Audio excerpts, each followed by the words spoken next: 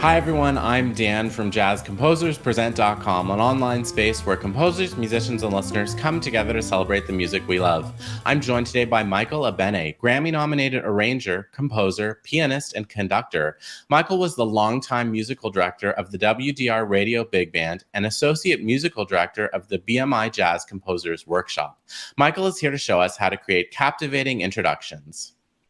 Whoa, good afternoon and hello everybody. This will be a very brief discussion. One of the things that's hardest for me as an arranger is how to start the piece of music, whether it's mine, whether it's an existing piece, whether it's for big band, symphony, vocalist, or instrumentalist. It's what you want to call it, the introduction, how to create a mood, how to create a groove. It's all kind of the same thing for me. It's just trying to set up this situation so that when the theme comes in, you've already captivated, basically. What I've selected today are two pieces. One is for a symphony orchestra, and one is for big band and symphony orchestra. It's difficult for me, and sometimes there have been rare occasions when I've actually started the chart on the theme itself without an introduction. But that happens after many grueling hours of finding ways to get there. This first piece is from the recording with the wonderful Dutch singer, Faye Klaassen. It's the Icelandic singer-songwriter, Bjork. And in listening to some of her stuff, I found it quite fascinating. In fact, all you out there should really check the original version out, because it's quite an intriguing track, actually. And the reason it took me really a long time to set this mood, to figure out what to do, because I think the opening lyric is "While I crawl through the unknown, cover me." I mean, that's a serious beginning. That's the first lyric that hits you in the face. So thinking of X amount of ways, how am I going to set up this idea, and so that it feels natural when the vocal comes in.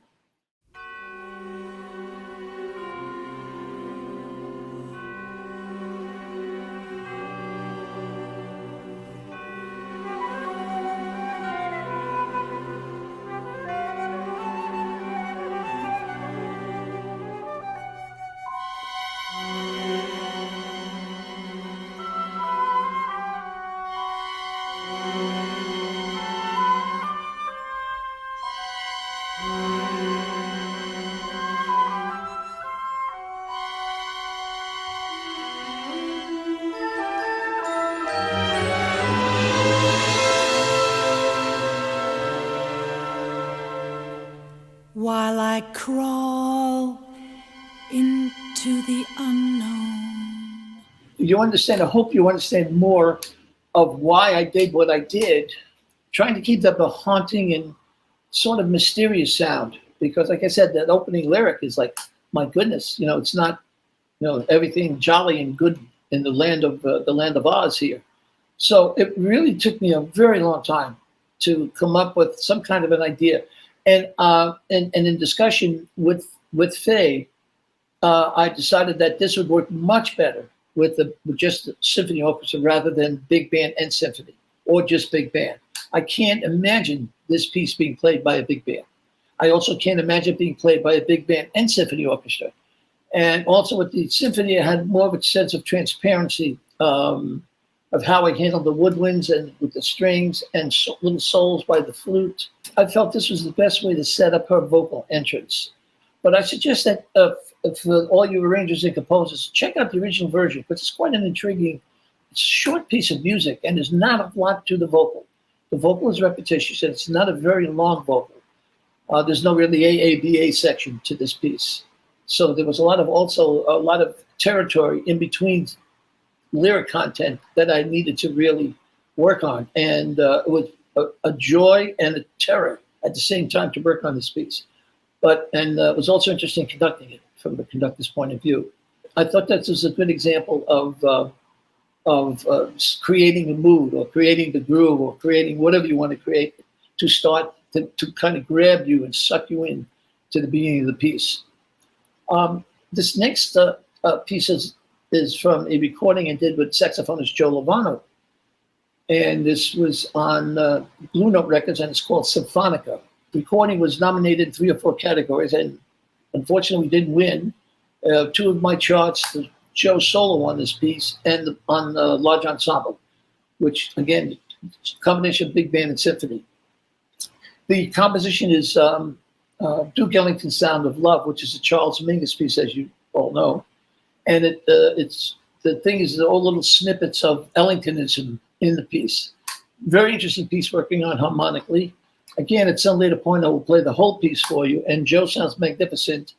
As you eventually will hear the whole piece, Joe, when he plays the solo, it's not a lot of notes. He just creates this wonderful mood and tension without playing a lot. And the same thing here. The beginning was, there's a whole section before Joe comes in, a little, rubato section with the orchestra. And you hear me combining the big band and the symphony, the woodwinds with the band and the woodwinds with the orchestra. When Joe comes in for a portion of the melody, you will hear what I was thinking of that at that point. Besides creating the mood before Joe comes in, which was again one of my hard things for me to do. And then when he comes in with a little fragment of the melody before it goes into tempo, what I was thinking of in my mind was the Duke Ellington saxophone section, basically. So, but I created that hopefully with the woodwinds from the band and the woodwinds from the symphony.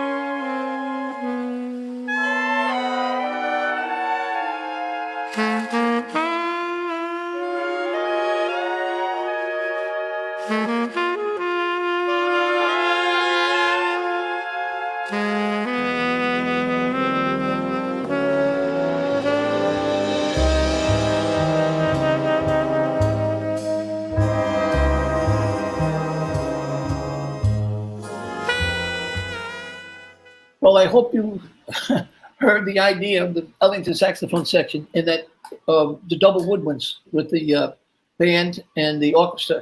An interesting thing when we're recording something like that, the orchestra woodwinds do not hear the band woodwinds, but out front you hear that total sound. It was a lovely sound out front. And, I really was hearing Johnny Hodges and Procope and all of Jimmy Hamilton in that little section. And also the beginning of this is quite different, I feel, than the beginning of the Cover Me chart. Both pieces have sort of a transparency, but this is a separate kind of transparency. This beginning, I was thinking a little more harmonically. And when Joe came in, I was basically using the changes to the first 8 bars of that thing, but also slipping and sliding a few other notes, creating a little more tension in that area. And as you see, it's mostly all woodwinds from the band and orchestra. I think when Joe comes in, he just kind of waits for the answers, laying down that pad, and he kind of waits for the answers and then picks up, and then he waits for the next answer. And I thought it was that 8 bars probably is one of my most favorite parts of the whole chart. And the beginning is interesting. Again, it's the same idea in like many grueling hours of figuring what to do. what am I going to do? First of all, both ballads, which I adore. I would love to write ballads for the rest of my life. But I hope, I just always wonder if all of you out there have the same problems that I do as far as creating a mood. And this mood doesn't necessarily have to be at the beginning. It could be somewhere in the middle, creating a mood and creating a groove. And Gil Evans, to me, was one of the masters at that. And all those guys, Strayhorn, Duke, Thad, Brookmeyer, everybody, McNeely, they all have their ways of getting into pieces. And sometimes with Duke, he would just sit down and play for a while, and the band would come in, same with Basie. So I wish I could get out of it that easy sometimes. But one of the joys, and also one of the most difficult things, again, is for me to create some kind of, create that mood. So you're already into the chart. And I know when I'm listening to something, I would like to be grabbed from the beginning. Like I said, whether it's the way Gil approaches it, the way Duke, something that's going to, oh man, it's wonderful. It's okay already. I'm loving it. And I can't wait for that theme to come in. And again, sometimes I'm listening to Duke play, the same anticipation. Boy, that's nice. But I think there's an art in creating a mood. And I've heard a lot of good writers where they do something that's quite interesting, but doesn't really set up the theme, or whoever's, again, whether it's big band, orchestra, vocalists, instrumentalists, they're saying, oh, okay, that's nice, but I want some kind of relationship to it. Not that I always succeed, but I certainly go down trying and go down fighting. Thanks for watching today's mini lesson. Be sure to like, share, and subscribe. Drop any questions, comments, or suggestions for future videos in the comment section down below. To watch our full-length events and participate in live Q&As with our presenting artists, head over to jazzcomposerspresent.com. Thanks, and we'll see you next time.